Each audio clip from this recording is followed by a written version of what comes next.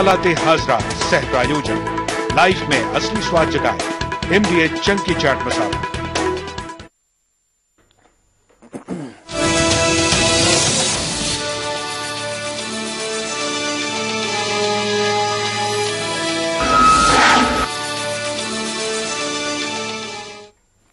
खैर मकदम है आपका समय न्यूज नेटवर्क में और आप देख रहे हैं आलमी समय। हालात हाजरा लेकर हाजिर हूं मैं खालिद रजा खान। प्रोग्राम की शुरुआत करेंगे केजरीवाल की गुगली से।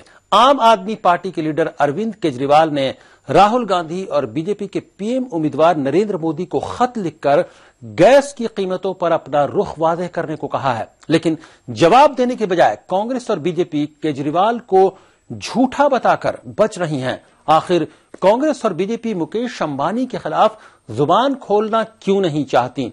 क्या गैस की कीमतों के स्कैंडल में कांग्रेस और बीजेपी मिली हुई हैं? इसके अलावा हम बात करेंगे मिस्र के बारे में, जहां गिरफ्तार किए गए अल जजीरा चैनल के 3 सहाफियों के खिलाफ मुकदमे की समाअत शुरू हो गई है। पीटर ग्रिस्टी, मोहम्मद फाहमी और बहर मोहम्मद नामी इन सहाफियों को 29 दिसंबर को काहिरा से हिरासत में लिया गया था। इन पर इल्जाम है कि ये सहाफी साजिश के तहत इख्वानुल मुस्लिमीन के लीडरों को मदद पहुंचा रहे थे, लेकिन अल जजीरा इसे प्रेस की आजादी पर हमला बता रहा है। क्या है मामले की हकीकत? इन्हीं मौजूआत पर तबादले ख्याल के लिए हमारे साथ स्टूडियो में मौजूद हैं सीनियर सहाफी और सियासी तजज़ियाकार जनाब मुफीद जिलानी साहब। आपका आलमी समय स्टूडियो में खैर मकदम है।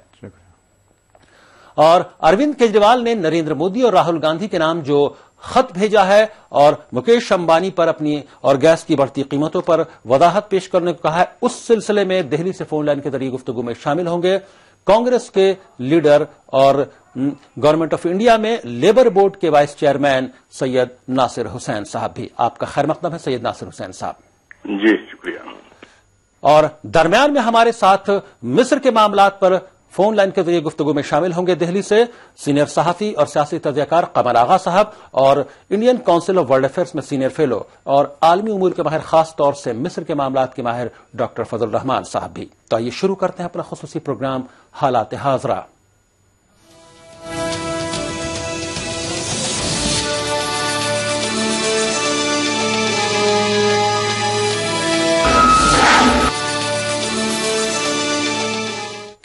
आम आदमी पार्टी के लीडर अरविंद केजरीवाल ने कांग्रेस के नायब सदर राहुल गांधी और बीजेपी के पीएम ओहदे के उम्मीदवार नरेंद्र मोदी को खत लिखकर गैस की कीमतों पर अपना रुख वाज़ेह करने का मुतालबा किया है।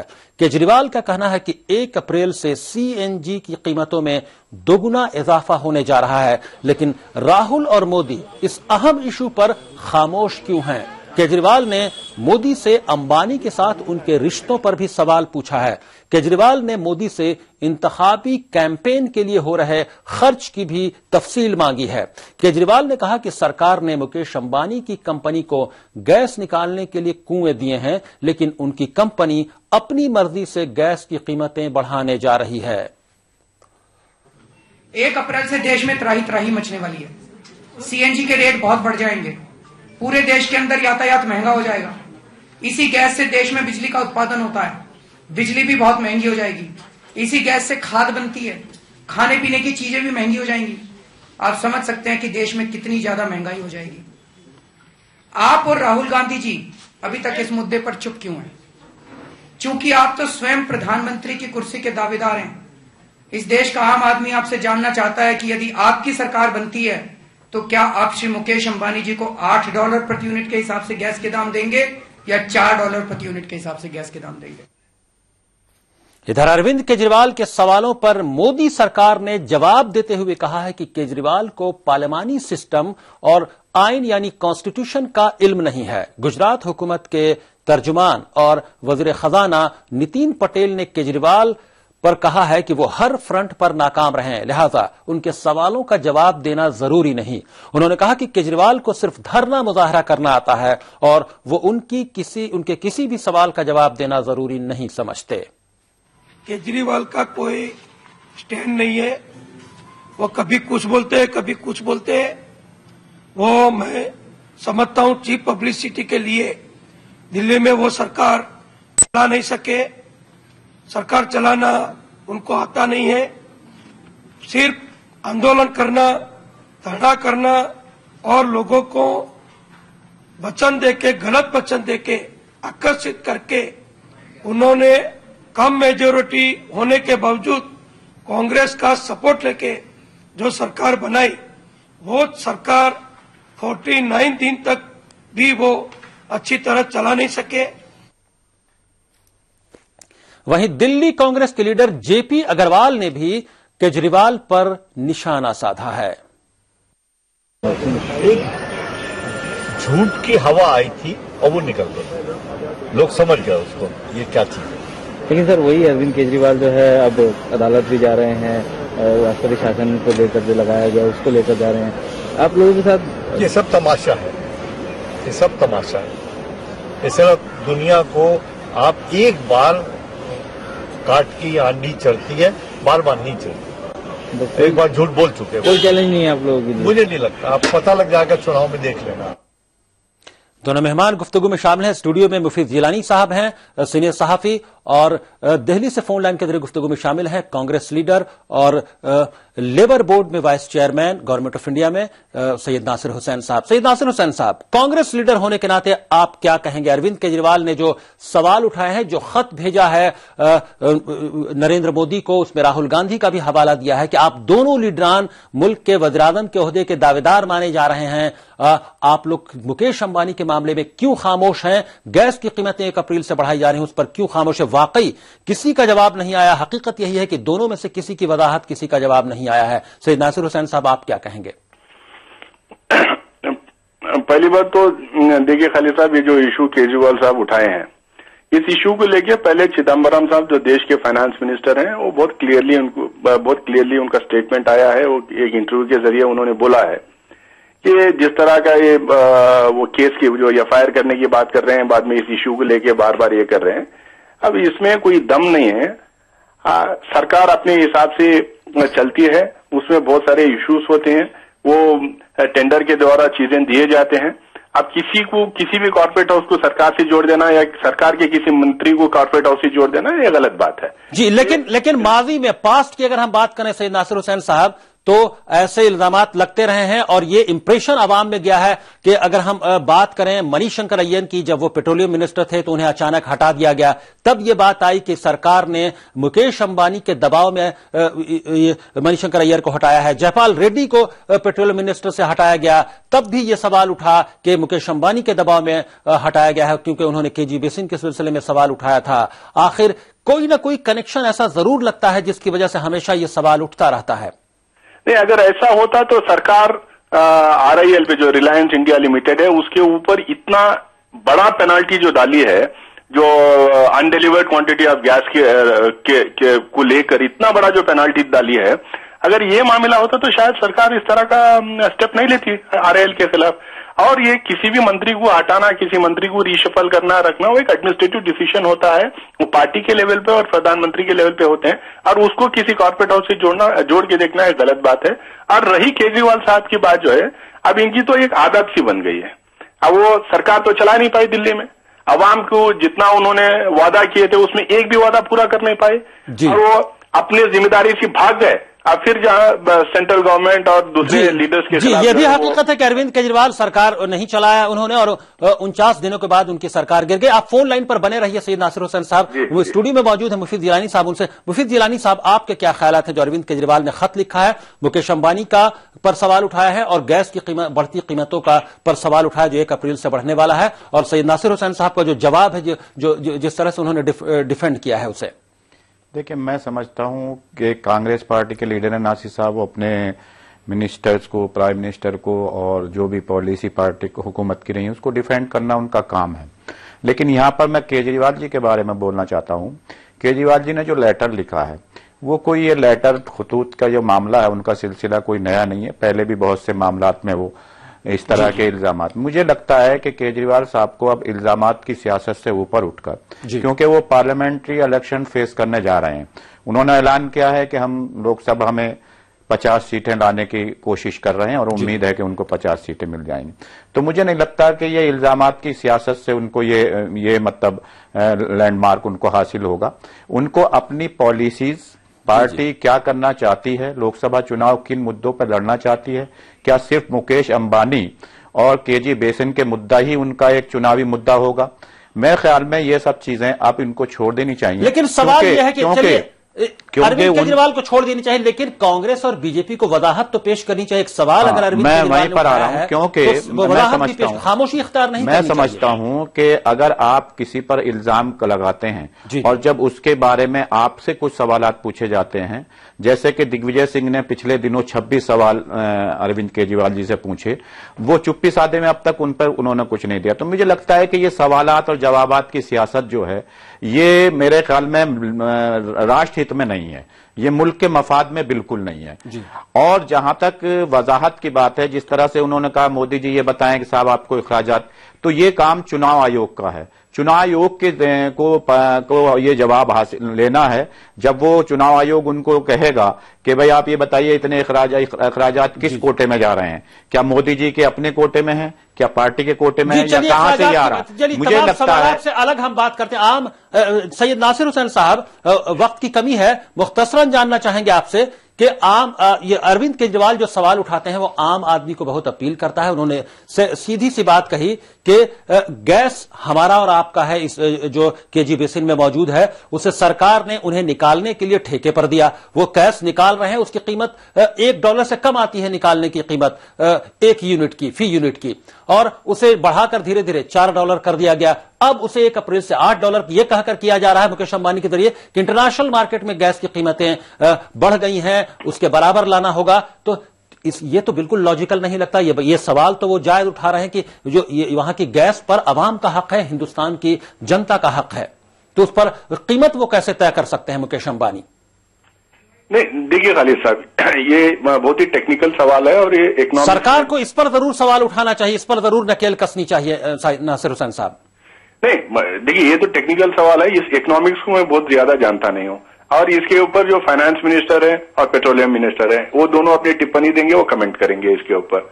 और जहां तक केजरीवाल साहब ने जो इशू उठाया है इस चीज को लेके, अब उसको एक तरीका होता है कि आप मोदी से पूछें, आप राहुल गांधी से पूछें, ये कोई कॉलेज का या यूनिवर्सिटी का इलेक्शन नहीं है जहां पे जो हम 3 कॉलेज के या यूनिवर्सिटी के प्रेसिडेंशियल कैंडिडेट्स खड़े होकर डिबेट करें। अब हमारी पार्टी का अपना एक स्ट्रक्चर है, एक इशू उठाया गया है, उसका जवाब जरूर आएगा, पार्टी के स्पोक्स पर्सन है वो आएंगे, वो जवाब देंगे। जहां टेक्निकलिटीज की बात है वो बात जरूर फाइनेंस मिनिस्टर कुछ 2-3 दिन पहले भी बोले हैं, वो कल भी या परसों भी जो मालूम जब भी जवाब आना वो बाकायदा जवाब डिटेल्स के साथ आ जाएगा। मेरा एक ही मानना है, अगर RIL से इतना क्लोज सरकार होती या उनको प्रमोट करती या उनको पैट्रोनेज करती तो इतनी बड़ी जो पेनाल्टी RIL के खिलाफ जो सरकार लगाई शायद नहीं लगाती। जी, यानी आपका कहना है कि सरकार और कॉर्पोरेट हाउसेज, खासतौर से मुकेश अंबानी की कंपनी से सरकार का या कांग्रेस पार्टी का कोई लेना देना नहीं है। बहुत बहुत शुक्रिया सैयद नासिर हुसैन साहब फोन लाइन के जरिए गुफ्तगू में शामिल होने के लिए। बहुत बहुत शुक्रिया सर। मुफीद जिलानी साहब स्टूडियो में गुफ्तगू के लिए मौजूद हैं। ब्रेक के बाद हम आएंगे हालात हादरा में, तो बात करेंगे कि मिस्र में अलकायदा के 3 जर्नलिस्टों को दिसंबर में गिरफ्तार किया गया था, उनके खिलाफ अदालत में ट्रायल शुरू हो गया है, जिस पर पूरी दुनिया में जो सहाफी बरादरी है, जो जर्नलिस्टों की बरादरी है, उसमें गम गुस्सा है और सवालात उठाए जा रहे हैं कि क्या मिस्र में प्रेस की आजादी बिल्कुल नहीं है। इसके तमाम पहलुओं पर गुफ्तगू करेंगे और गुफ्तगू में दिल्ली से फोन लाइन के जरिए शामिल हो रहे होंगे सीनियर सहाफी और सियासी तजज़ियाकार कमर आगा साहब और मिस्र के मामलात के माहिर और आलमी उमूर के माहिर Indian council of world affair से वाबस्ता डॉक्टर फजलुर रहमान साहब भी फौरन हाजिर होते हैं।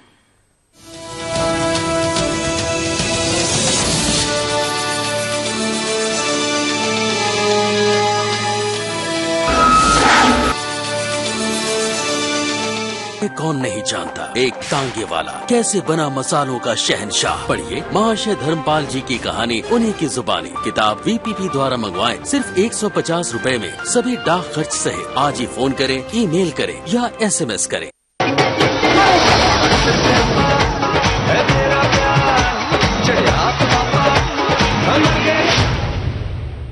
Lux Cozi Zee cine awards 2014 powered by Vatika olive hair oil और कार्बन स्मार्ट SY प्लस 23 फरवरी रविवार रात 8 बजे सिर्फ जी अनमोल पर।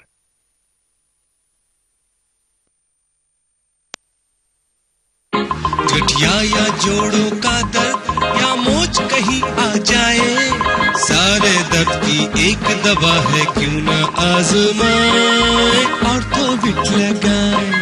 ओम नमो भगवते वासुदेवाय। कुबेर को नीचा दिखाने के लिए विष्णु के वरदान से धनाक्ष ने पाया बहुमूल्य रत्नों पर अधिकार। अब मैं इन रत्नों की शक्ति के द्वारा संसार में धन का देवता बनूंगा। जय जय जय बजरंग बली। सोमवार से शुक्रवार रात 8:30 बजे सहारा 1 पर। सर, मसले कश्मीर का शॉर्ट टर्म सॉल्यूशन क्या हो सकता है और लॉन्ग टर्म सॉल्यूशन क्या हो सकता है? एक ही हल है कि जम्मू कश्मीर के आवाम को हकीकुल इरादत के इस्तेमाल का मौका दिया जाए। मुस्लिम मसाइल पर हुर्रियत कॉन्फ्रेंस के चेयरमैन सैयद अली शाह गिलानी की बेबाक राय।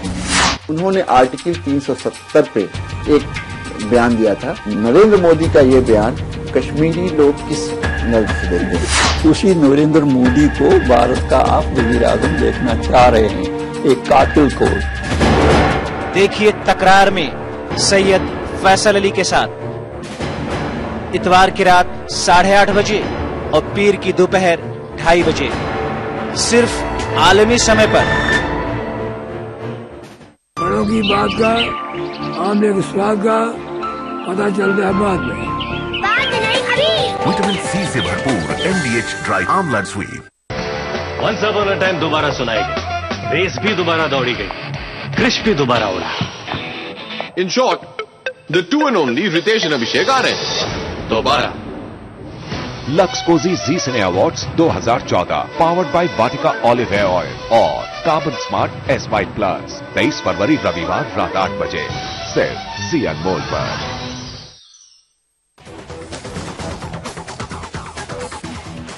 जमहूरियत के फैसले में अहम है आपकी राय। पहली बार SMS के जरिए कीजिए ओपिनियन पोल। SMS से दीजिए जवाब। खुशकिस्मत शुरका को मिलेंगे तोहफे। SMS ओपिनियन पोल के लिए हमारा नवा सवाल है कि वजीर आजम के ओहदे के लिए आपकी पसंद कौन है? A राहुल गांधी, B नरेंद्र मोदी या C अरविंद केजरीवाल? हमारे सवाल का जवाब देने के लिए टाइप करें AAM स्पेस ABC। टाइप करके भेज दें 59090 पर। मुझे सिर्फ इतना पता है कि बहू बहू होती और बेटी बेटी बेटी। बहू एक कितनी भी पढ़ी लिखी क्यों ना, घर में हुक्म बस हमारा ही चलेगा। भारतीय परंपरा सिर्फ एक हिंदुस्तानी बहू ही समझ सकती है, कोई फिरंगी नहीं। अलग सोच है इनकी, अलग है राहें, लेकिन जुड़े हैं ये सभी एक रिश्ते से। देखिए आखिर बहू भी तो बेटी ही है रात 9 बजे। रिश्तों के भवन में उलझी नियति रात 9:30 बजे। फिरंगी बहू रात 10 बजे हर सोमवार से शुक्रवार सहारा 1 पर।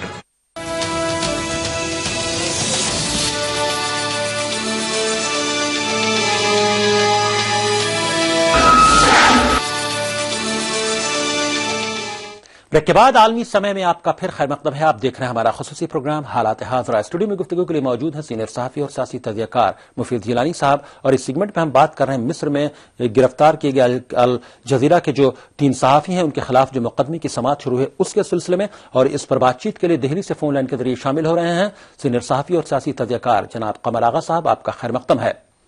और Indian council of world affairs से वाबस्ता आलमी उमूर के माहिर, खास तौर से मिस्र के मामलात के माहिर डॉक्टर फजल रहमान साहब भी, आपका भी खैर मकदम है।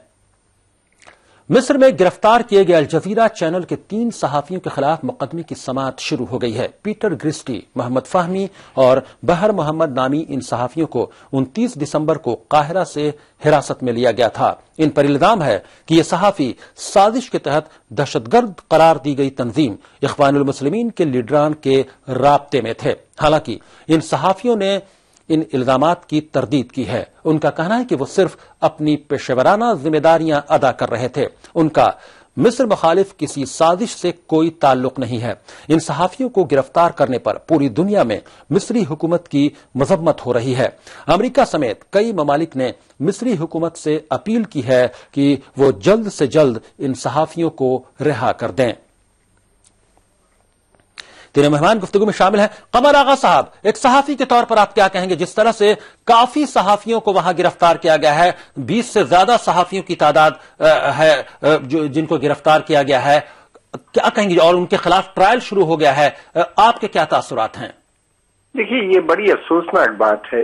पहली बात तो ये कि ये सहाफी थे, एक बहुत मशहूर चैनल के लिए काम कर रहे थे। इनके अलावा और भी हैं इन्हीं के साथ जो वहां पे अरबिक चैनल से जुड़े हुए थे, वो भी हैं कई लोग। जी जी। तो ये लोगों को प्रोफेशनली काम कर रहे थे और बड़ी अच्छी रिपोर्टिंग इन लोगों की थी उस जमाने में, और उनको बंद कर दिया गया। भाई, उस वक्त हुकूमत जो पावर में थी वो मुस्लिम ब्रदरहुड की थी, और ये उसके बारे में लिख रहे थे। उसके ये लोग कोई प्रो मुस्लिम ब्रदरहुड नहीं थे, बिल्कुल भी नहीं थे। बंद करने की वजह दरअसल ये थी कि ये जो चैनल है अल जजीरा, ये क्योंकि अल जजीरा चैनल कतर से मिलता था और कतर के बहुत करीबी ताल्लुकात जो थे मुस्लिम ब्रदरहुड से थे, जी जी, की गवर्नमेंट से थे। इस वजह से इनको पनिशमेंट दिया गया। जी, यानी कतर की हुकूमत के जो ताल्लुकात थे उसका खामियाजा उठाना पड़ा कतर में मौजूद अल जजीरा चैनल के जर्नलिस्टों को, सहाफियों को। बिल्कुल, आपने सही फरमाया। और ये उस वजह से बंद किए गए। और अफसोस की बात यह है कि इतना तमाम दुनिया में इनके खिलाफ मुजाहरे हो रहे हैं, लोगों ने पिटीशंस भेजे हैं पूरी दुनिया से। जितनी जर्नलिस्ट यूनियंस हैं उन्हीं ने लिखा है, और सारे अखबार दुनिया के लिख रहे हैं, उसके बाद भी उनको नहीं छोड़ा जा रहा। और ये तो किसी को भी कहा जा सकता है कि मुल्क में तशद्दुद फैला रहे थे या मुल्क में ये कर रहे थे। यकीनन मिस्र के जो हालात हैं उससे उससे समझा जा सकता है कि प्रेस की आजादी कितनी है मिस्र में। डॉक्टर फजल रहमान साहब फोन लाइन पर मौजूद हैं। डॉक्टर फजल रहमान साहब, मिस्र के हालात के बारे में क्या बोलेंगे? प्रेस की आजादी नहीं है, तमाम तरह की आजादी धीरे धीरे उस पर पाबंदी लगा दी जा रही है, और मगरिब जो मौजूदा हुकूमत को बैक कर रहा है, उसकी पुष्टपनाही कर रहा है, वो इस मामले में भी हालांकि अपील जरूर आई है अमेरिका की जानिब से, लेकिन जिस प्रेस की आजादी जिस तरह से उसको काबू करने की कोशिश की गई है, उस सिलसिले में जो कदम उठाना चाहिए अमेरिका को या मगरबी ममालिक को, वो नहीं उठाए जा रहे हैं उनकी जानिब से। देखिए खालिद साहब, ये जो मौजूदा मिस्र है ये तकरीबन नासिर के जमाने का मिस्र है, और इसमें दो ब्लॉक हैं। एक तरफ आर्मी है, दूसरी तरफ सो कॉल्ड तो कहते हैं कि वो टेरिस ऑर्गेनाइजेशन है। इन दोनों के बीच में अगर आप मेरे साथ नहीं है तो उनके साथ हैं, उनके साथ नहीं मेरे साथ, और इन दोनों के बीच में ये चाहे फ्रीडम प्रेस हो, चाहे ह्यूमन राइट्स हो, चाहे पॉलिटिकल राइट्स हो, चाहे पॉलिटिकल लिबर्टी हो, सारी की सारी चीजों का टारगेट बनाया जा रहा है। सिर्फ एक चीज मान के जी आप जो है टेररिस्ट हैं।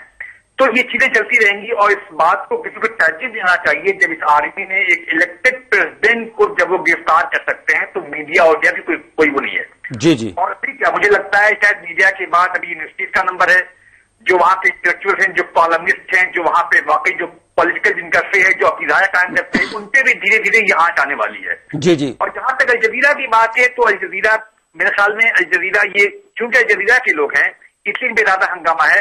कितने ज्यादा इजिप्शियन सहाफी गिरफ्तार हैं और कितनों को ऐसे दबा दिया गया है, कितनों को थ्रेट किया जा रहा है, इन सब चीजों को भी देखने की जरूरत है। तो ये देखिए, ये आर्मी का जो पूरा प्लान है उसको किसी भी तरह में अगर उनको लगता है कि हमारी ये थ्रेट है या हमारी सब डिफरेंट है। जी, आर्मी अपने हिसाब से रोल अदा कर रही है, और आर्मी का जो रोल है वो वाकई अदा कर रही है। उसने तमाम चीजों पर पाबंदी लगा रखी है, अपने हिसाब से पूरे मुल्क को रन कर रही है, चाहे वो इंस्टीट्यूशन कोई भी हो। फोन लाइन पर आप दोनों बने रहिए। स्टूडियो में मौजूद है मुफीद जिलानी साहब। मुफीद जिलानी साहब, आपके क्या ख्यालात हैं? क्या कम से कम प्रेस की आजादी को एक इशू बनाकर मगरबी ममालिक की जानिब से कुछ मौक़िफ़ तो इख्तियार किया जा सकता था जो नहीं किया गया? देखिए, मगरबी ममालिक तो कोई मौक़िफ़ प्रेस की आज़ादी हो या अवामी आज़ादी हो उसको लेकर, क्योंकि जब जो मगरबी ममालिक अवाम की आज़ादी को खत्म कर रहे हैं, अवाम की आज़ादी को उन्होंने पूरी तरह मसल कर रख दिया है, एक इलेक्टेड गवर्नमेंट को बर्खास्त करके मिलिट्री रूल वहां पर नाफिज कराया, वो मगरबी ममालिक की देन है। तो वो प्रेस की आज़ादी को मुद्दा बनाकर क्यों मतलब आगे वो करेंगे? अमेरिका ने जहां तक तस्वीर जाहिर की है वो एक दिखावटी तस्वीर है, क्योंकि पूरे दुनिया में एक अल जजीरा के 3 सहाफियों को लेकर मामला चल रहा है। हालांकि जो दीगर सहाफी जो बंद हैं और बहुत से अवामी तंजीमों के लोग भी वहां पर बंद हैं, उन पर कोई इस तरह का मामला नहीं है, क्योंकि अल जजीरा एक नॉमिनेटेड टीवी चैनल है। खैर, उसी के बहाने सही एक आवाज दुनिया में उठी है, तो ये अच्छी बात है, और ये मजम्मत का मकाम है कि वहां के सहाफियों के साथ इस तरह का मामला हो रहा है। हालांकि पूरी जो स्क्रिप्ट है अमेरिका के जरिए जो लिखी गई है और अवाम के इख्तियारात को दरम बरम कर दिया गया है। तशवीश की बात यह है कि कमर आगा साहब के BBC, CNN, दुनिया के तमाम जो बड़े मीडिया ऑर्गेनाइजेशन हैं उनकी जानिब से मुसलसल सवाल उठाए जा रहे हैं, मुसलसल मिस्र की हुकूमत पर दबाव बनाने की कोशिश की जा रही है, लेकिन मिस्र की हुकूमत पर वहां की फौज के कानों पर जूं तक नहीं रेंग रही है। क्या वजूहात हैं इसके? देखिए, आर्मी का वहां पे हुकूमत है और गौरतलब बात ये, जो इलेक्टेड प्रेसिडेंट है उस मुल्क का वो जेल में है और आर्मी दोबारा से वापस आ गई। इतना बड़ा रेवोल्यूशन आया था, इतनी बड़ी तहरीक चली थी, उसको इन्हीं ने बिल्कुल खत्म करने की कोशिश कर रहे हैं। एक तरफ तो इन्हीं ने सारे, एक ही नहीं बल्कि सैकड़ों मुस्लिम ब्रदरहुड के जो लोग हैं उनको जेल में डाल रखा है। जी जी। दूसरी तरफ यही नहीं, जो लिबरल्स जो बहुत तहरीक में आगे थे इस उनको भी छोड़ा नहीं है। बहुत से लिबरल्स भी जेल में है, कुछ भाग गए हैं मुल्क छोड़ के अंदर। तो ये दोबारा से कोशिश ये हो रही है कि जिस तरीके का पहला हुस्नी मुबारक का दौर था उसको वापस लाने की कोशिश की जा रही है। इसमें खतरा इस बात का ये है कि वायलेंस हो जाएगा और बल्कि शुरू ही हो गया है। जब इस तरीके से आप अगर इलेक्टेड लोगों को जेल में रखेंगे या इस तरीके से वहां पे प्रो डेमोक्रेटिक फोर्सेस को दबाएंगे तो फिर अलकायदा और इस किस्म के अनासिर ही बढ़ेंगे और जो हमें नजर आ रहे हैं बहुत तेजी से बढ़ते हुए इजिप्ट में। जी, यानी अगर मिस्र की फौज या मौजूदा हुकूमत इसी तरह से अगर अपनी जो ये कहते हैं कर्ब करने की पॉलिसी जारी उसने रखी तो फिर से वहां तशद्दुद भड़केगा, फिर से आवाम सड़कों पर आएंगी और यकीनन मुल्क के हालात खाना जंगी की जानिब जाएंगे। कमर आगा साहब, फोन लाइन के जरिए गुफ्तगू में शामिल होने के लिए आपका बहुत बहुत शुक्रिया।